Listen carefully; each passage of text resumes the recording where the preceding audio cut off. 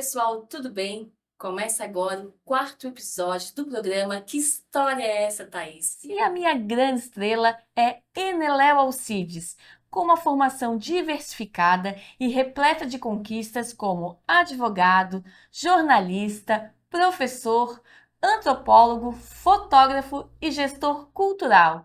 Hoje vamos conversar um pouco sobre a sua trajetória de vida e saber mais sobre o seu próximo trabalho com a exposição fotográfica Foto Enredo Floripa e um catálogo que resultam de uma pesquisa coletiva sobre o carnaval das escolas de samba da Grande Florianópolis.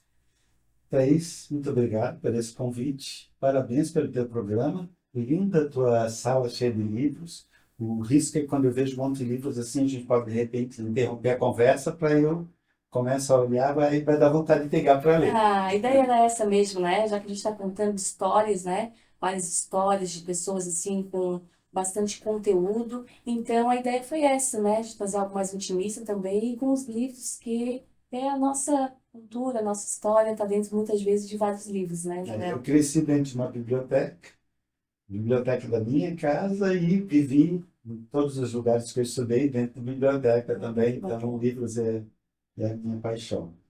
Bacana. Conta um pouquinho, né, Léo, da tua história, assim, né? Da tua história de vida, né? Da tua família, de quando tudo começou, né? Da tua formação acadêmica, né? Que eu vi aqui, que a gente tem muito conhecimento, né? Por trás desse Eneléu. Conta um pouquinho.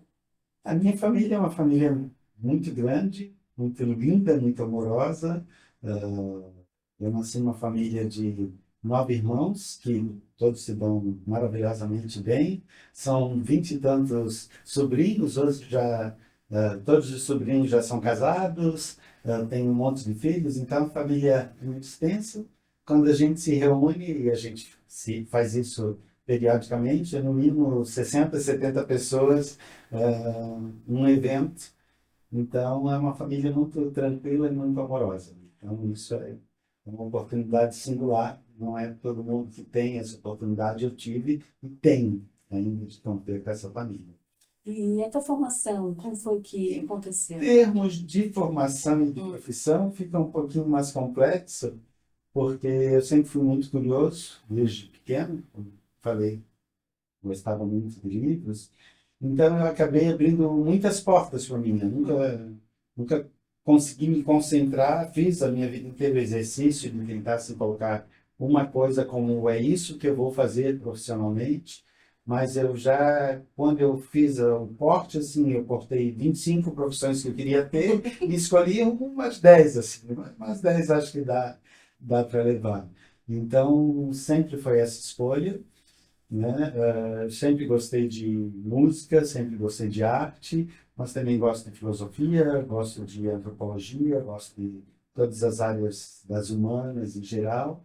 E quando eu decidi fazer o curso na universidade, eu escolhi o direito e o jornalismo ao mesmo tempo, porque eram duas áreas que me interessavam muito, mas as artes também eram uma das opções, que eu sempre tive ligado, de alguma forma, às artes. Eu nunca parei de fazer curso, desde que eu sou adolescente, 13, 14 anos, até hoje, continuo fazendo. Estou sempre matriculado em algum curso, Sempre seja muito na área fluido. da música, seja na área do teatro, seja na área do cinema, das artes visuais, da fotografia.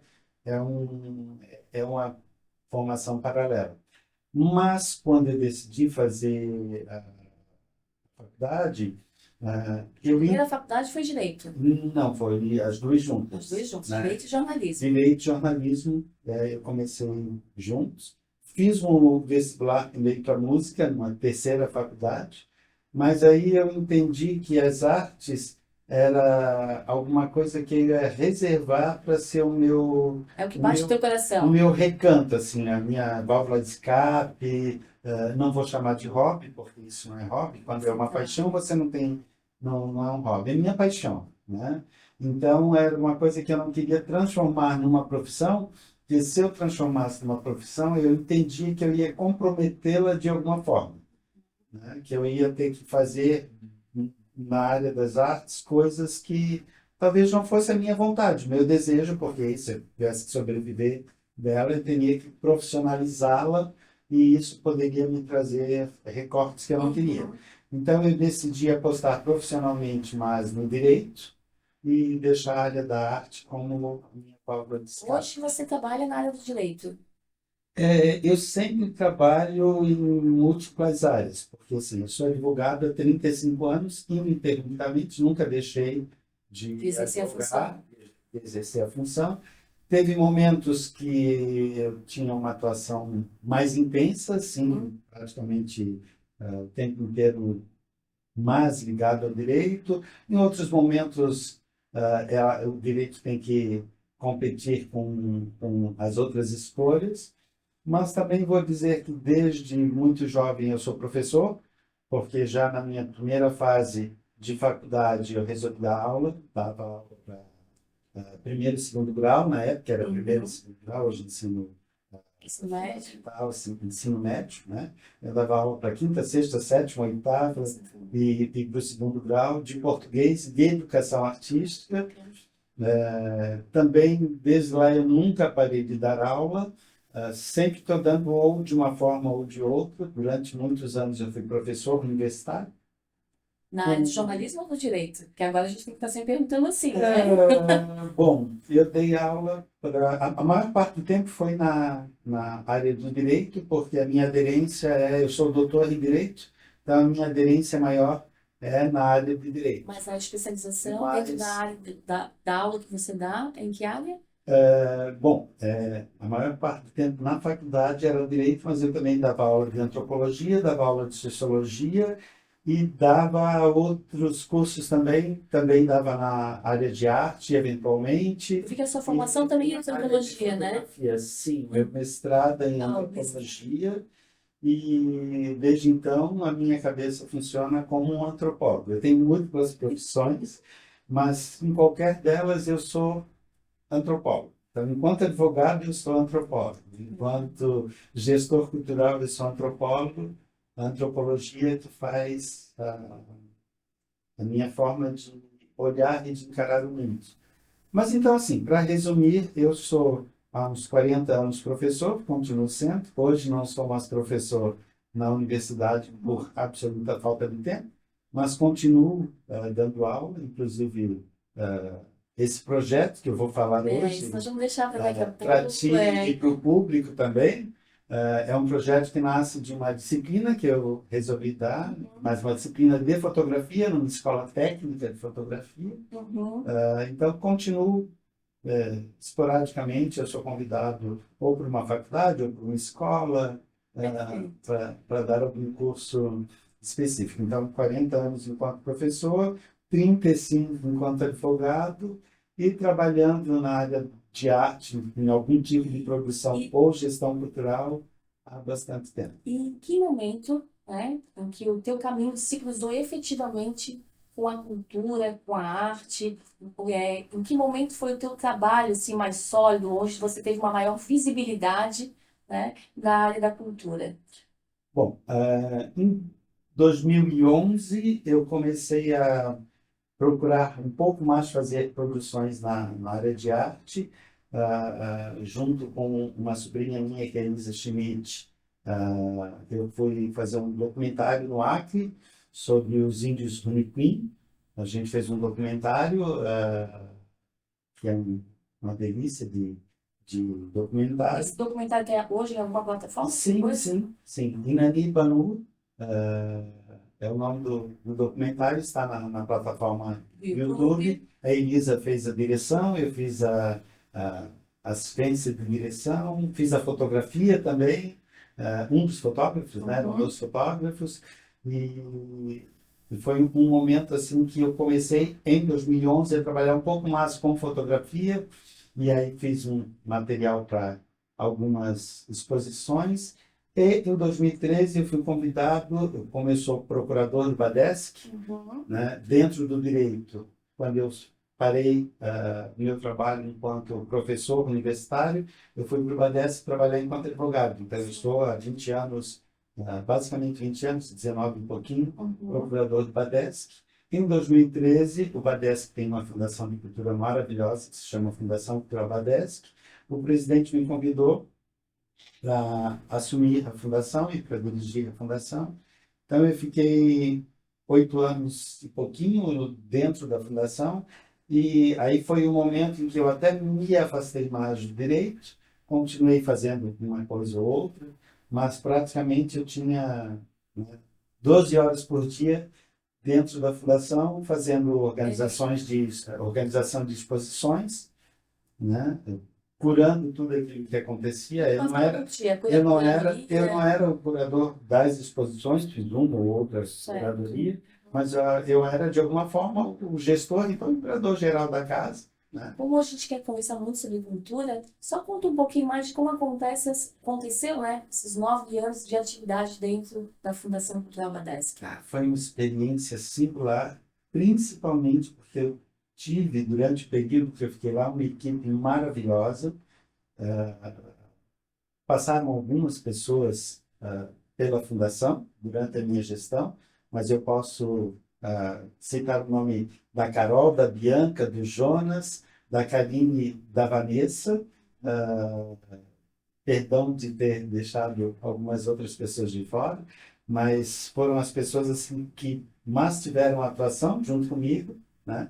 E eu estou falando de multifunções, assim, Sim, porque a Karine e a Vanessa, por exemplo, cuidavam do cineclube, a fundação tinha um cineclube com um filme diferente a cada dia, então nós fizemos muitas é tudo mostras de gratuito, cinema, tudo tudo. gratuito, continua, permanece tudo gratuito, o cineclube está fechado, desde que eu saí ele não retornou ainda, estamos torcendo para Se aconteça. que ele retorne, mas muitas mostras extremamente importantes, né?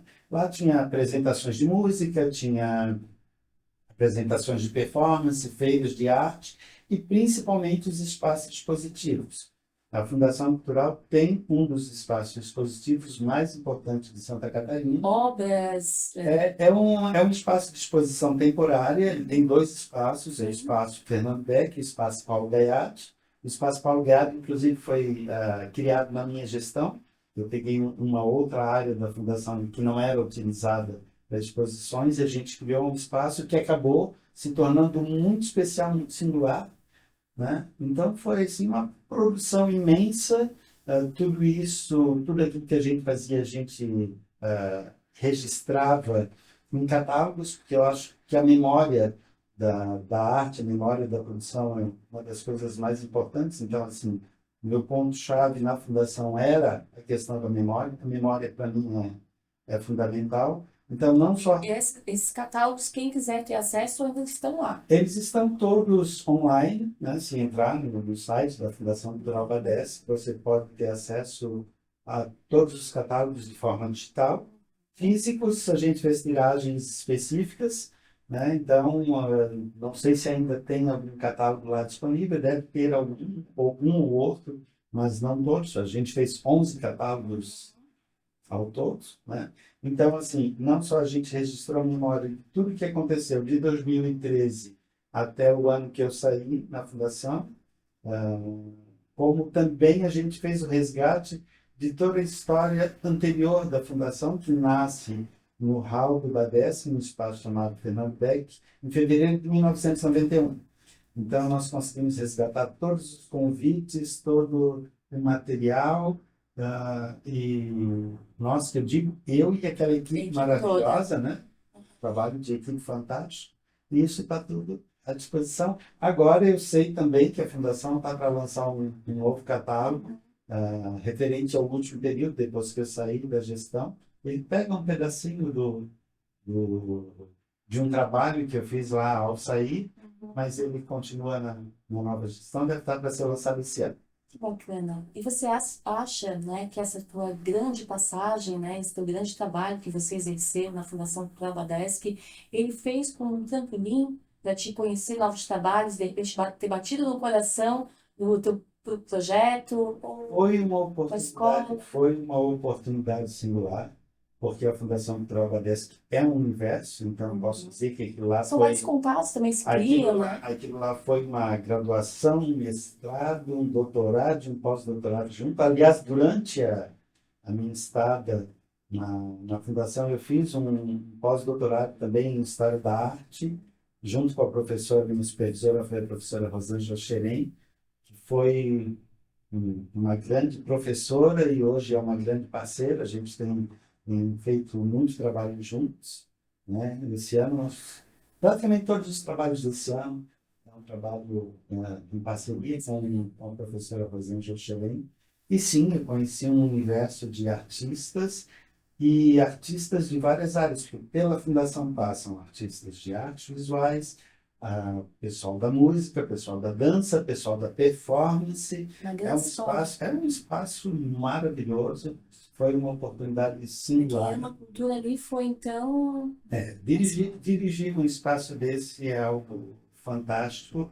E assim, fora a questão da produção, tem uma coisa que só quem trabalha dentro de um museu, de uma galeria, de um espaço,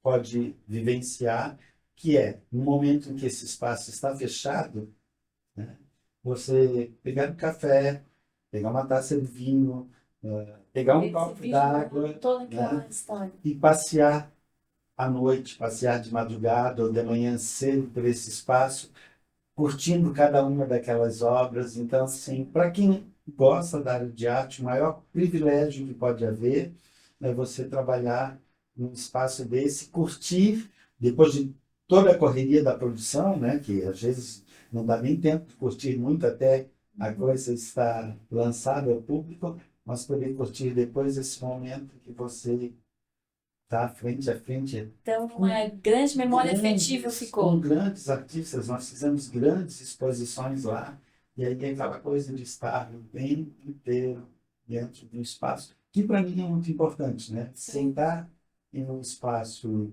e, e olhar cada dia um pequeno detalhe, descobrir cada dia uma nova faceta de uma obra é uma coisa singular. E só quem realmente trabalha num espaço Quem trabalha e sente quem isso. ama a cultura, né? É que vai poder vivenciar e trazer essas memórias afetivas que eu observo e traz com muito carinho. E vou dizer que eu tenho muita inveja em qualquer lugar que eu vá das pessoas que trabalham nesse tipo de espaço. Agora eu estou fazendo um novo projeto que a gente vai falar em seguida, e para eles eu fui fazer pesquisa na Casa da Memória, em Florianópolis, na biblioteca pública. Então eu fui à biblioteca pesquisar os jornais do século retrasado, né, 1800, final do século Esse XIX, início material do ainda século vivo? XX. A biblioteca é riquíssima nisso, né?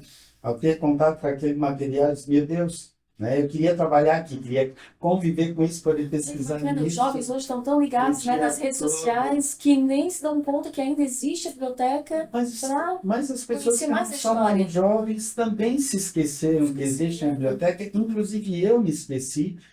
Há muitos anos eu não vou a uma biblioteca pública, porque hoje, né, a gente compra os, Tem uma lembrança a muito gente, viva na minha a memória, gente assim, compra como os estava, livros né? pela internet e compartilha a biblioteca, porque como eu convivo numa rede imensa de professores, a gente compartilha a biblioteca de cada um. Cada amigo que eu tenho, que eu vou, é um universo também, né? E aí tu fica perdido e já sai assim com 10 livros emprestados, que tu não lê, né? Não lê um ou dois, mas tu leva Só porque pega aquele tu afetivamente, tem né? à vontade.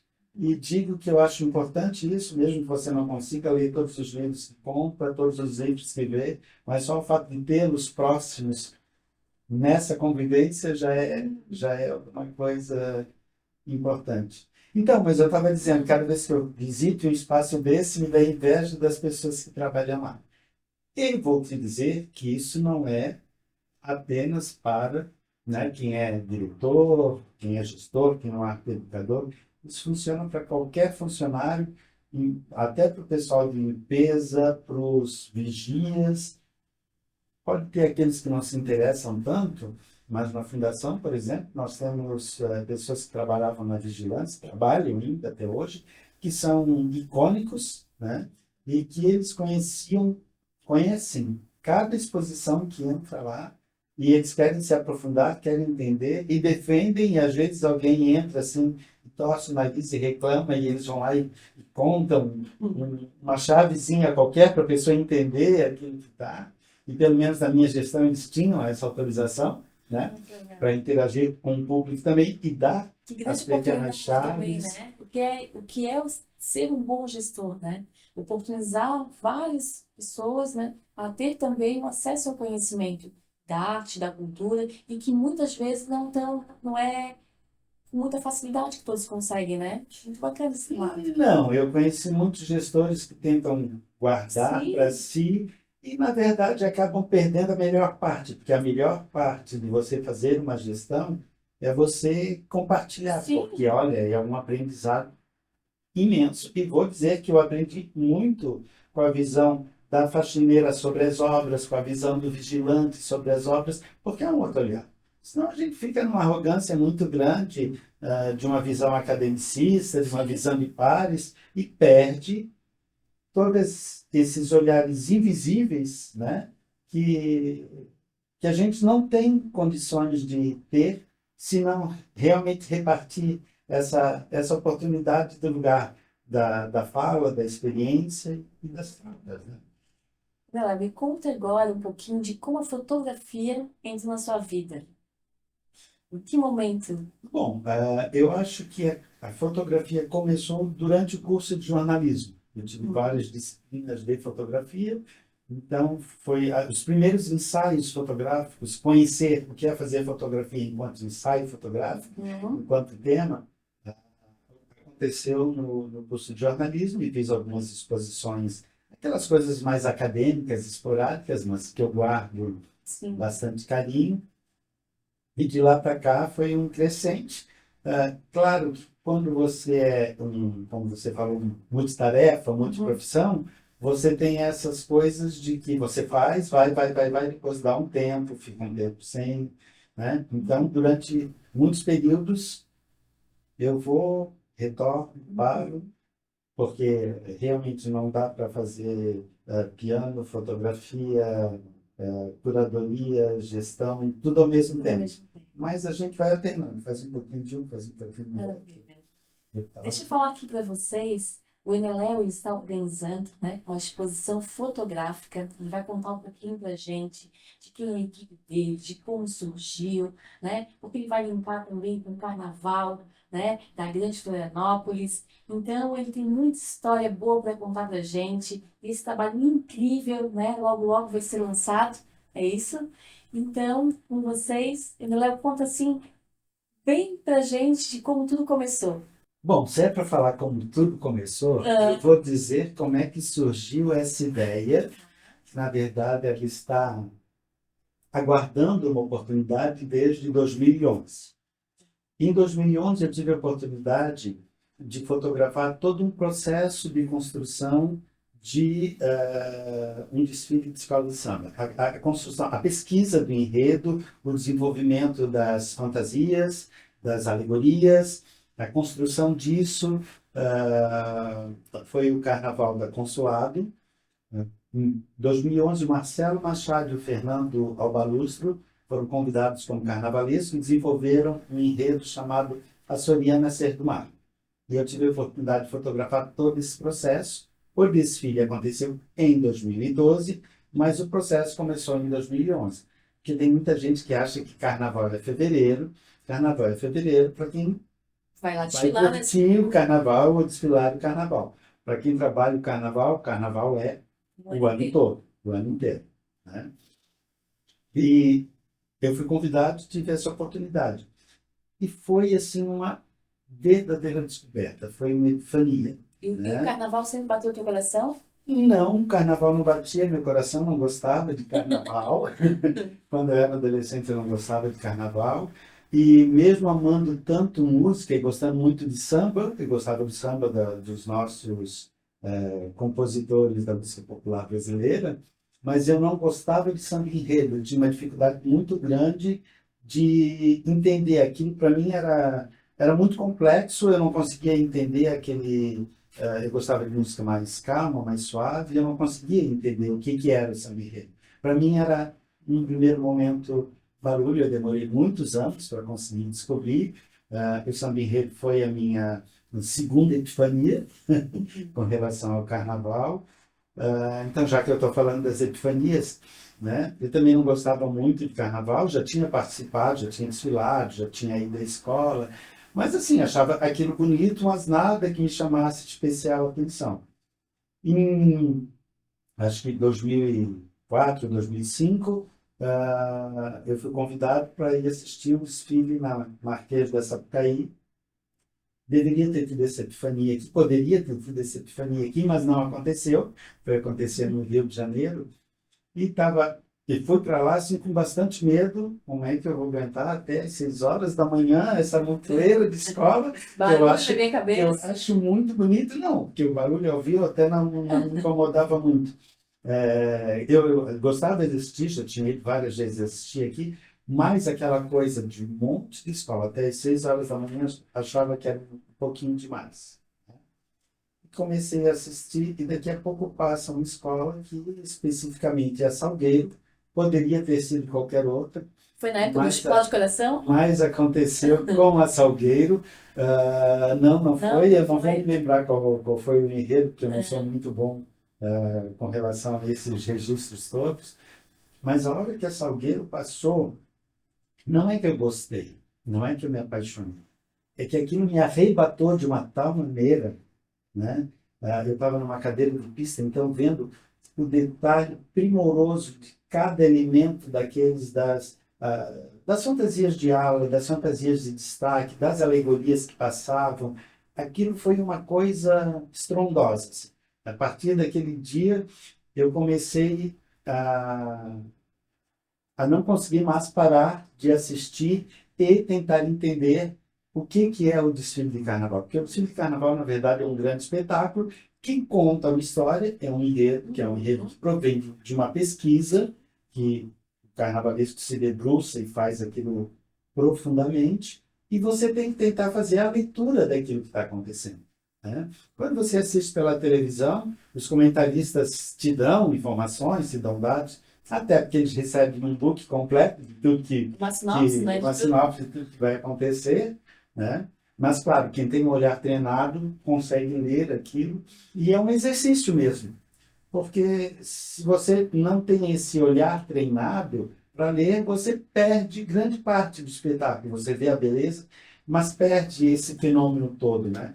E a partir daquele momento eu fiquei realmente maravilhado, e sempre com essa coisa, da onde que eu vou assistir o desfile? Eu vou assistir da arquibancada, que eu vejo a visão de conjunto e toda a nuance de cor, né? Como é que ela está disposta. Eu vou assistir da pista, porque Você tem mais intimidade? detalhe, né? O desfilar não faz muito parte da minha personalidade, já desfilei várias vezes, mas quando eu desfilo eu não consigo ver, eu gosto de parar e prestar atenção naquilo que eu estou vendo. Então foi a minha primeira epifania, desde então eu já fiquei apaixonado pelo carnaval. A minha segunda epifania foi em Florianópolis, num desfile que não era nem desfile oficial, naqueles desfiles ao redor da Praça 15, que é o berço do carnaval em Florianópolis, né? E quando passou a bateria, eu fiquei tentando entender cada um daqueles movimentos, que é muito complexo mesmo, né? Só quem é um mestre muito bom consegue pegar aquilo tudo e criar e fazer diferenças de nuances entre uma bateria e outra, porque há muito instrumento de percussão tocando ao mesmo tempo, e eu fiquei ali tentando entender muito perto daqueles instrumentos que passavam. De repente, Thaís, me deu uma sensação assim, porque aquela bateria ao vivo é uma coisa que ela tem uma vibração, né? Uma vibração tão forte que aí eu consegui entender o que é aquilo no seu lado xamânico, no seu lado religioso, no seu lado epifânico mesmo, que não era possível perceber num programa de televisão ou numa gravação, porque não tem aquela coisa da vibração. E quando a bateria passou, eu estava com um grupo de pessoas, eu não consegui parar, eu fui atrás, e as pessoas queriam eu para o outro lado, e eu disse tchau, e eu vou, me sigam, eu não queria nem mais saber. Ali foi a paixão Eu pelos artistas. esqueci do mundo e queria ir atrás da bateria, né? E até hoje eu busco essa sensação, mas é necessário que você esteja aberto a esse processo xamânico. Durante esse processo, agora que a gente fotografou as escolas, eu procurei não me Não criar não criar tanto, para tantas não ir atrás da emoções. bateria, porque eu tinha um trabalho a fazer. Mas realmente você tem que se dedicar a isso. E a terceira epifania, então, retornando, foi quando eu fui fotografar esse processo, que eu visitei os ateliês de construção das fantasias, Ali diálogos. já começou o processo para esse teu projeto. Sim, Ali. o ateliê das fantasias de destaque, o ateliê, os galpões Os barracões, né? de alegoria, os barracões. Quando eu entrei, a quantidade de material organizado em estantes, ou jogado no chão, ou por cima das mesas, né? Aquele material gigantesco que é vedado para o público, porque aquilo só quem vive o carnaval e conhece, aquela profusão imensa de trabalhadores, de gente nos ateliês de destaque costurando delicadamente aquelas fantasias, nos ateliês de ala colando os costeiros, colando as palas, as cabeças, nos galpões de alegorias, aquela ferragem toda, como aquela ferragem se transforma em Isso tudo está no carro processo. maravilhoso, Está. isso tudo está no processo dessa exposição que a gente vai mostrar agora, no dia 26 de abril, no Museu Histórico de Santa Catarina. Eu queria que tu desse uma chamada, convidasse o público para assistir, né, e prestigiar essa grande exposição fotográfica, né? Então, chama o pessoal aí para ir lá conhecer um pouquinho. Então, vocês viram que para contar essa história aqui, eu não conseguia dar um ponto, eu não conseguia dar uma vírgula, porque essa história é riquíssima. E essa exposição, Estandartes em Contratempo, ela é uma exposição igualmente rica. Claro que vai ser impossível, mesmo olhando essa exposição, ver essa história toda em um dia só. Você precisa ficar 3 meses dentro do museu, por isso que a exposição vai ficar 3 meses no Museu Histórico, retornando todo dia, para poder entender suficientemente, mas qualquer núcleo que você entre, qualquer parte que você veja da exposição, já é de uma riqueza imensa, então convido todos. Ela inaugura no dia 26 de abril, às 6h30 da tarde, no Museu Histórico de Santa Catarina, que é um espaço lindo. Para quem não lembra onde ela fica no Palácio Cruz de Souza, no Palácio da Praça 15, e a exposição acontece lá, porque a Praça 15 é onde tudo acontece, o Carnaval nasce na Praça 15, por isso que eu entendi que essa exposição ela tinha que acontecer na Praça 15, nesse museu, e ela fica até o dia 3 de agosto, então são 3 meses que a gente pode visitar a exposição. A exposição é gratuita, ou seja, cada vez que passarem pelo centro de Florianópolis, dá uma entradinha e olhar mais um núcleozinho, ler mais um pedacinho do texto e entender um pouquinho mais desse fenômeno lindo, maravilhoso, que eu estou apaixonado, que eu estou só começando a entender, porque realmente é muito rico e complexo. Eu não sou especialista, mas quem sabe daqui a 4, 5 anos, convivendo com essa equipe maravilhosa que está me apoiando. Quer dar um oi geral para a tua equipe aí, que todo mundo está participando? Quero sim. Eu falei do Alzemir Machado e da Rosângela, que estão fazendo o núcleo histórico e o núcleo de pintura junto comigo. A parte de alegoria, quem vai me auxiliar a montar tudo é o Fernando Abalustro. E a parte dos figurinos é o professor Beirão, que é um carnavalesco também dos mais importantes, e professor de moda da UDESC, que eu recorri a ele esperando, pelo amor de Deus, me ajuda, porque se eu tiver que vestir um manequim, uma roupa de porta-bandeira de 30 quilos, que aquilo é uma coisa imensa, vai cair o manequim, a roupa e eu junto Trabalho com de todo várias mundo. mãos, de profissionais Então, incríveis. ele prontamente se colocou à disposição, está lá, então, uma equipe maravilhosa. E da minha equipe de fotógrafos, linda, né, que é a Adriana Fister, a Emanuela Valgas, a Cida Laus, a Elânia, a Patrícia Amante, o Roberto, o Marcos Sardi, e acho que eu não esqueci ninguém, e a equipe da Câmara Criativa, né, que é quem me oportunizou começar isso tudo, porque eu não sei se eu não tivesse alunos, se eu não ia prorrogar esse grande, Alguém teve que esse adiar, ó, grande dá um processo toquezinho, né, Léo? para Vamos aí, nós mais, temos muita para coisa. mais um pouco. Então, é isso. Né, Léo, E muito obrigado obrigada. ao Museu Histórico por ter aberto esse espaço visitem esses espaços todos, tá? Casa da Memória de Florianópolis, Biblioteca Pública, são lugares riquíssimos para a gente fazer, olha, descobertas incríveis. É isso. Parabéns, que trabalho fantástico. Thaís, muito obrigado. Muito obrigada, tá? Por todo esse teu conhecimento, por nos trazer tantas histórias, né? Tanta riqueza, né? Sobre o carnaval. E eu espero que seja um grande sucesso, entende?